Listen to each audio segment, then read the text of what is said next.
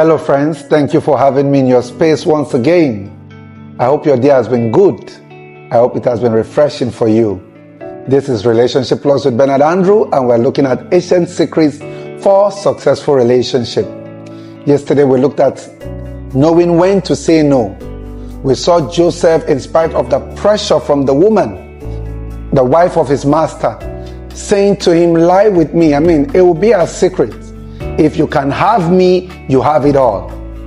But Joseph had values, personal values. Joseph had personal conviction. Joseph had divine beliefs in God. And what the woman was requesting for negated all of this. His personal values, his personal conviction, his belief in God. When temptation comes, if you don't have personal values, if you don't have moral values, personal conviction, the chances are that you would compromise. These things don't happen in a vacuum. It is built on something. So build your values, learn the right values, learn the right morals. So when this pressure comes, it will be easy for you to say, no, I can't do this. Today we'll be looking at staying positive. The same chapter 39, if you go towards the end, after everything that happened, the woman lied and said, hey, Joseph slept with me. Joseph's master threw him into prison. Can I tell you something, my friends? I put it to you that Potiphar didn't believe his wife.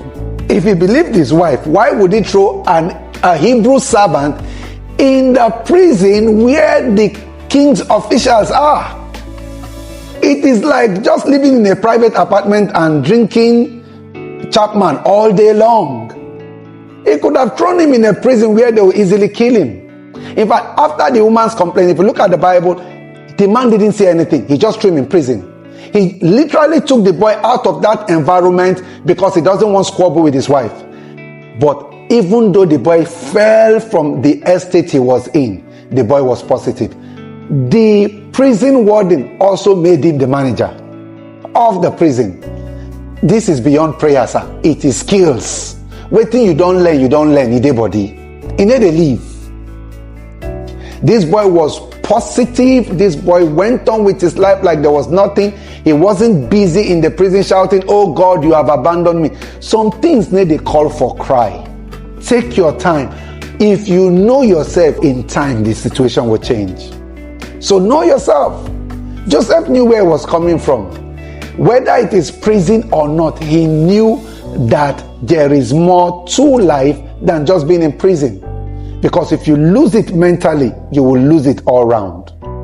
So he stayed positive enough for the prison warden to notice him and put him in charge. If you go to chapter 40, the Bible said when the king's official, the cupbearer and the other one came, and they had vision that depressed them, he approached them and said, what's your problem? Imagine that state of mind. Shakespeare said nothing is good or bad. Thinking makes it so. Whether you think you are a loser or you are a winner, it depends on what you think. I'll leave you with this story I read a couple of years ago.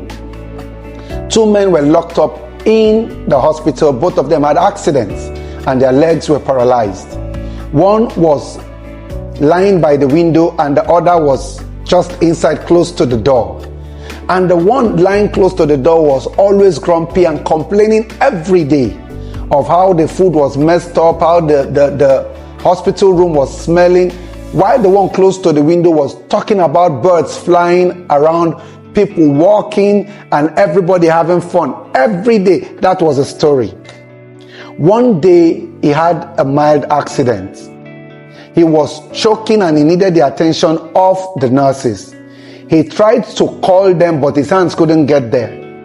His friend looked at him. For some reason, his friend had been very envious that he had the best part of the room. He kept looking at him and wishing he was the one that was there. So at this time when his friend was dying, he had the opportunity to ring the bell to call for the nurses, but he didn't. He was just looking at taking the position of his friend so he could see the world through the window. Alas, his friend died because the nurses could not get there on time. Immediately after his friend died, he said to the nurses, please take me close to the window. I would like to have the bed by the window so I'll be more comfortable. They took him to the bed by the window. To his shock, when he looked across the window, it was a blank wall he saw. There was nothing but a wall.